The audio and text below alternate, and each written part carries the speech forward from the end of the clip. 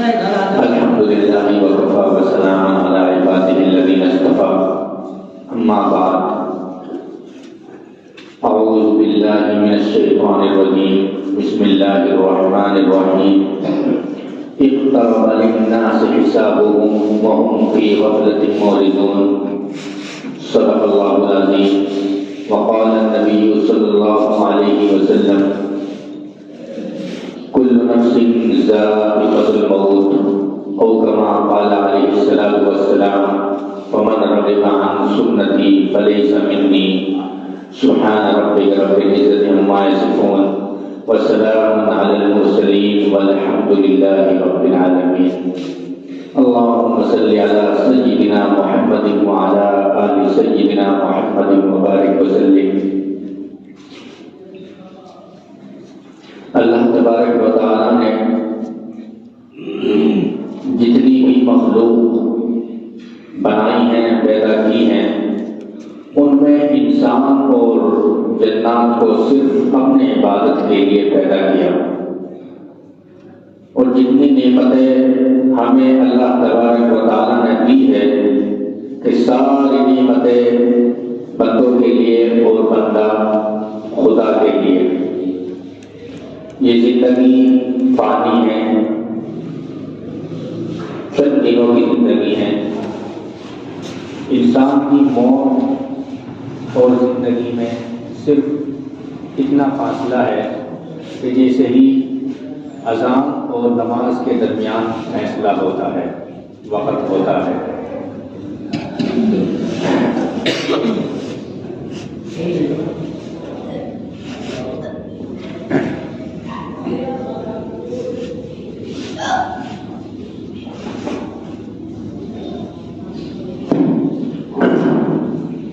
تو جیسے ہی بچہ پیدا ہوتا ہے اس کے کان میں اذان دی جاتی ہے اور زندگی اتنی بڑی ہے کہ اذان اور نماز کے درمیان کا جو وقت ہے وہی ہمارے پاس وقت ہے. تو اس لیے اذان تو ہو چکی، اب نماز کا انتظار باقی ہے.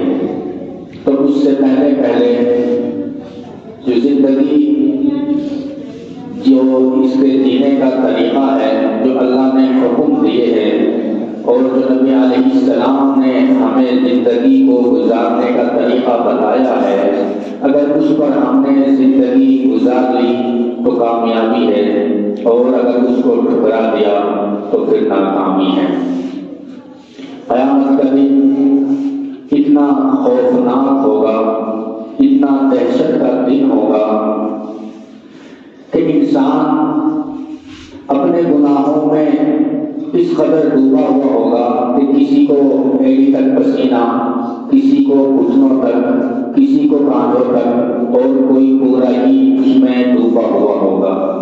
اور جس طرح کباب برتن میں کباب کھولتا ہے، جلتا ہے، ابلتا ہے، اس طرح انسان اپنے گناہوں کے سمندر میں ابلے گا. کتنا خوفناک منظر ہوگا. اللہ تبارک و تعالیٰ کے دربار میں 19 فرشتے جہنم کو گھسیٹ کر لائیں گے اور اس میں ابال آئے گا، وہ ابلے گی اور جس طرح شعلے بھڑک رہے ہوتے ہیں آسمان کی طرف، اس طرح اس میں سے انگارے نکلیں گے اور تمام مخلوق دہشت میں ہوگی، ڈرے ہوئے ہوں گے.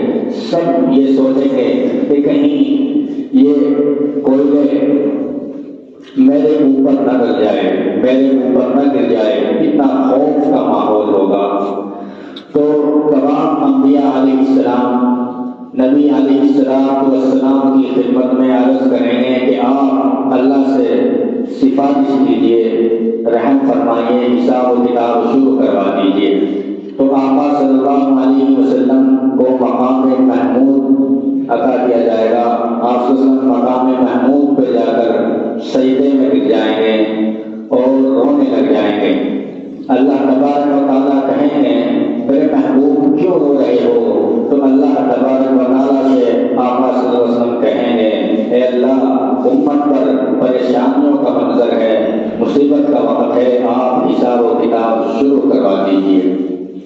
تو اللہ تبارک و تعالیٰ کہیں گے کسی کو آگے کیجیے حساب و کتاب کے لیے، تو آقا صلی اللہ علیہ وسلم سیدنا ابو بکر صدیق رضی اللہ عنہ کو حساب و کتاب کے لیے آگے کریں گے، تو صدیق اکبر رضی اللہ عنہ رونے لگ جائیں گے، کہنے لگیں گے اللہ کے رسول میرا تو کافی حصہ اسلام سے دوری میں گزرا ہے، کافی عمر اسلام سے دوری میں گزری ہیں، وقت کا حصہ بہت ہو گیا تھا عمر کا جب میں نے اسلام قبول کیا، آپ کسی ایسے شخص کو آگے کیجیے جس کا پورا حصہ اسلام میں گزرا ہو۔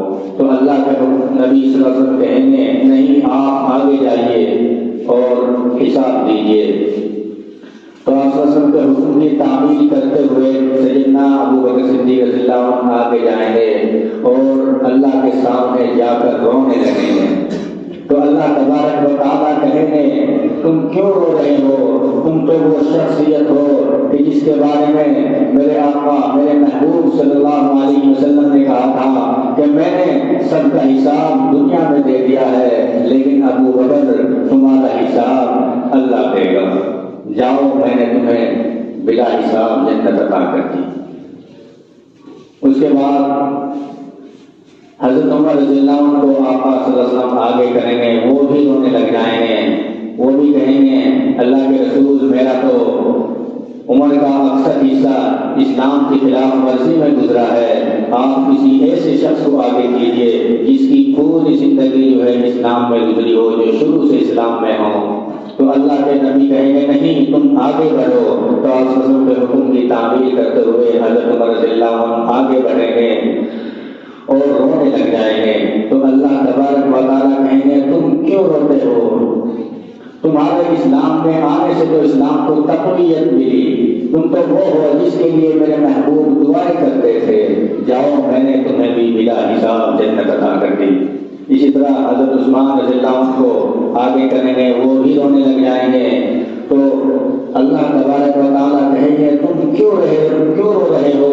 تم تو وہ ہو کہ جس کے لیے میرے محبوب نے دعا کی تھی، یا رحمان سہیل الحساب علی عثمان، اے اللہ عثمان کے حساب میں سہل آسانیاں پیدا کر دیجیے۔ واقعہ کچھ یوں تھا کہ آقا صلی اللہ علیہ وسلم نماز عید کے لیے جا رہے تھے، ام المؤمنین حضرت عائشہ رضی اللہ عنہا نے آپ صلی اللہ علیہ وسلم سے کہا کہ اللہ کے رسول کچھ سامان لا دیجیے، عید کا موقع ہے، کچھ بنائیں گے، یتیم آئیں گے ان کو کھلائیں گے۔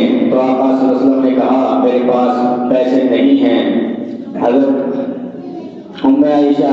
حضرت عائشہ رضی اللہ عنہ خاموش ہو گئی اور اللہ کے نبی عید کی نماز پڑھانے کے لیے چلے گئے۔ جیسے ہی آقا صلی اللہ علیہ وسلم نماز پڑھا کر واپس آئے تو آپ صلی اللہ علیہ وسلم نے دیکھا کہ اب حضرت عائشہ رضی اللہ عنہ نے کچھ بنایا ہوا ہے اور لوگوں کو تقسیم کر رہی ہے۔ تو کہنے لگے یہ کہاں سے آیا؟ تو حضرت عائشہ رضی اللہ عنہ کہنے لگی کہ آپ کے غلام عثمان بن عفان نے اونٹنیاں لا کر دی ہیں، آپ کی جتنی بھی زوجین ہیں سب کو ایک ایک اونٹنیاں دی، اور ان میں بہت سارا سامان تھا، گھی تھا، آٹا تھا، ہم نے اس کو پکا کے خود بھی کھا رہے ہیں اور لوگوں میں بھی تقسیم کر رہے ہیں۔ تو آپ صلی اللہ علیہ وسلم کا دل بڑا خوش ہوا اور آپ صلی اللہ علیہ وسلم نے دعا دی، یا رحمان سہیل الحساب علی عثمان، اے اللہ قیامت کے روز عثمان کے حساب کو آسان کر دیجئے۔ تو اللہ کہیں گے کہ تم تو وہ ہو جس کے لیے میرے محبوب نے دعا کی تھی، جاؤ میں نے تمہیں بھی بلا حساب جنت عطا کر دی۔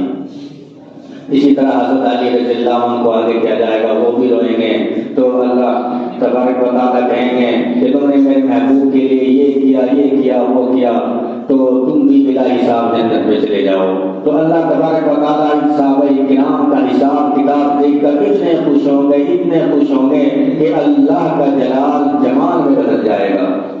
اللہ پھر تمام مخلوق کا حساب خوشی کے ساتھ رحمت کے ساتھ لیں گے۔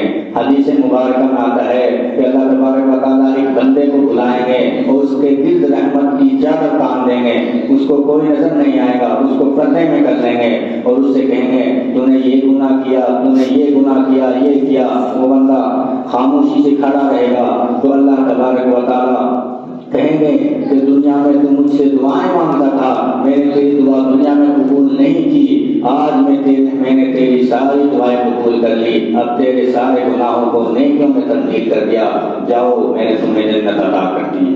تو اللہ اتنی رحمت سے اتنی محبت سے جو ہے حساب و کتاب لیں گے۔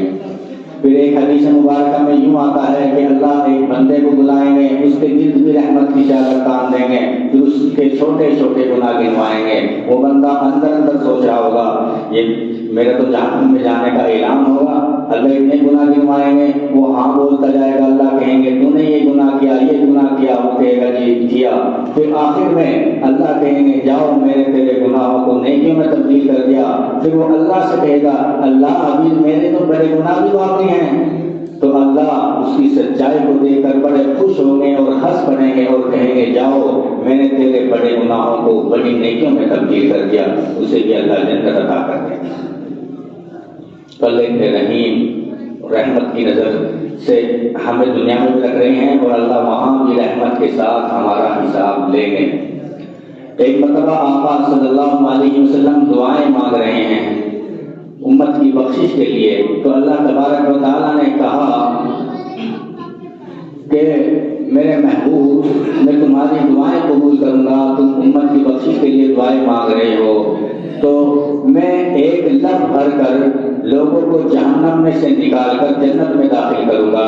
تو حضرت ابو بکر صدیق رضی اللہ عنہ کہنے لگے کہ اللہ نے دعا مانگنے پر ایک لفظ بھرنے کا وعدہ کیا ہے، آپ اور بھی دعا مانگیے۔ تو حضرت عمر کہنے لگے اللہ نے ایک لفظ بولتے ہیں جیسے ہاتھوں میں اٹھا کے، اگر ہم ہاتھوں میں ایسے چاول کے دانے اٹھائیں گے تو ہزاروں دانے ہمارے ہاتھوں میں آ جائیں گے، تو اللہ کے لفظ دیکھو کتنے بڑے ہوں گے، اس میں اربوں خربوں لوگ آ جائیں گے۔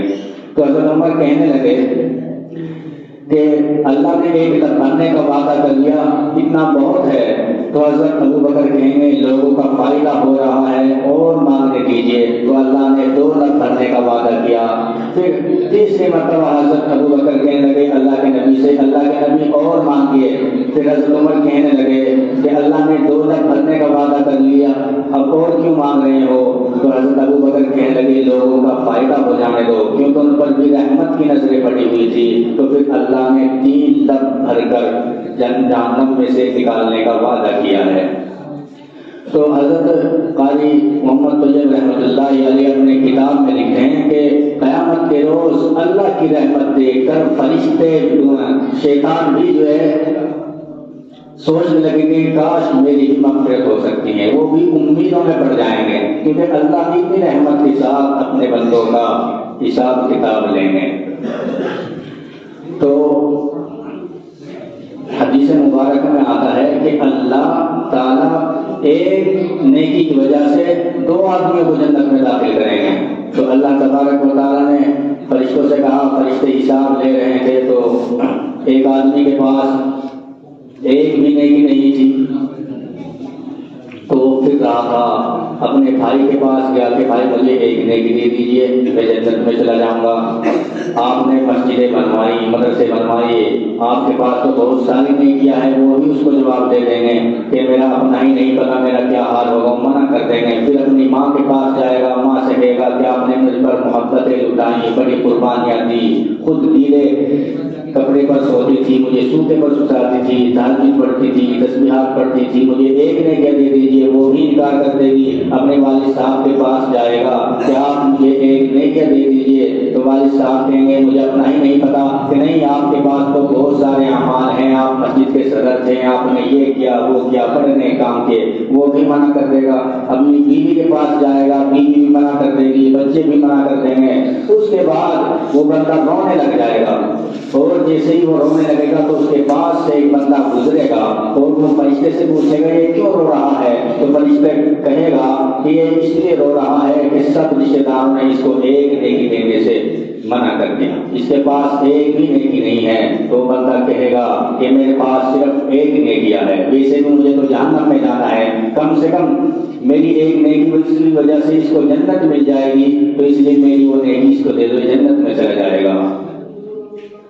تو اللہ تبارک و تعالیٰ فرشتے سے کہیں گے کہ اس سخی کو، اس بندے کو میرے پاس لاؤ، میرے سامنے لاؤ، جو اتنی سخاوت سے کام لے رہا ہے کہ اس کے پاس ایک ہی نیکی تھی اور وہ بھی اس نے اس کو دے دی۔ پھر ان کو اللہ کے دربار میں لایا جائے گا، اللہ کے سامنے لایا جائے گا۔ اللہ کہیں گے کہ تیرے پاس ایک ہی نیکیاں تھی اور تو نے وہ 20 بھائی کو دے دی تو بندہ کہے گا اے اللہ مجھے تو ویسے بھی جنت میں جانا ہے، اس لیے میں نے سوچا میری وجہ سے اس کو جنت مل رہی ہے تو اس کو جنت میں نے اس لیے اس کو وہ نیچر دے دی۔ تو اللہ تبارک و تعالیٰ کہیں گے کہ تو بندہ ہو کر اپنی سخاوت سے کام لے رہا ہے، میں تو پروردگار ہوں، جاؤ میں نے اس کے ساتھ تمہیں بھی جنت عطا کر دی۔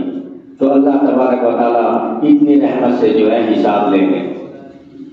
تو آقا صلی اللہ علیہ وسلم پر جب یہ آیت نازل ہوئی وَلَسَوْفَ يُعْطِيكَ رَبُّكَ فَتَرْضَىٰ، تو اللہ تبارک و تعالیٰ نے فرمایا میرے محبوب میں تیری ہر خواہش پوری کروں گا، میں تمہیں خوش کر دوں گا۔ تو اس آیت کے نازل ہونے کے بعد آقا صلی اللہ علیہ وسلم کہنے لگے کہ جب تک میرا ایک ایک امتی جنت میں نہیں جائے گا اس وقت تک میں خوش نہیں ہوں گا۔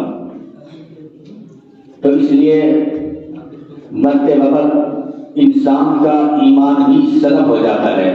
فمن رضی عن سنتی فلیس منی، جو سنتوں کی اتباع نہیں کریں گے، سنتوں کے خلاف ورزی کریں گے، ان کا مذاق اڑائیں گے، تو ایسے لوگ مرتے وقت ان کے دلوں سے ایمان سلب ہو جاتا ہے۔ اس لیے ہمیں چاہیے کہ سنتوں کا اہتمام کرے، آقا صلی اللہ علیہ وسلم کے طریقے کے مطابق زندگی گزارے، تو اللہ ہمارے ایمان کی حفاظت فرمائیں گے۔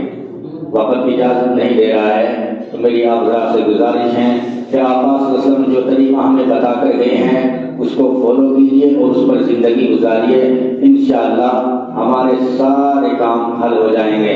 اور اللہ سے دعا کیجیے کہ اللہ قیامت کے روز ہمیں آپ صلی اللہ علیہ وسلم کے امتیوں میں ہمارا شمار عطا فرمائیں۔ تو یہ حدیث پاک جو میں نے سنائی، حضرت امام غزالی رحمۃ اللہ علیہ کہتے ہیں کہ رو رہے تھے اور کہہ رہے تھے کہ اللہ میرے پاس تو کوئی نیکی ایسی بھی نہیں ہے جو مجھے جنت میں لے جائے، کم سے کم آپ جو لب بھر کر جہنم میں سے لوگوں کو نکالیں گے ان میں میرا شمار کر دیجئے۔ تو واقعہ بہت لمبا ہے، اب وقت اجازت نہیں دے رہا ہے۔ اللہ تعالیٰ مجھے بھی اور آپ کو بھی عمل کرنے کی توفیق عطا فرمائے۔ وآخر دعوانا الحمدللہ رب العالمین۔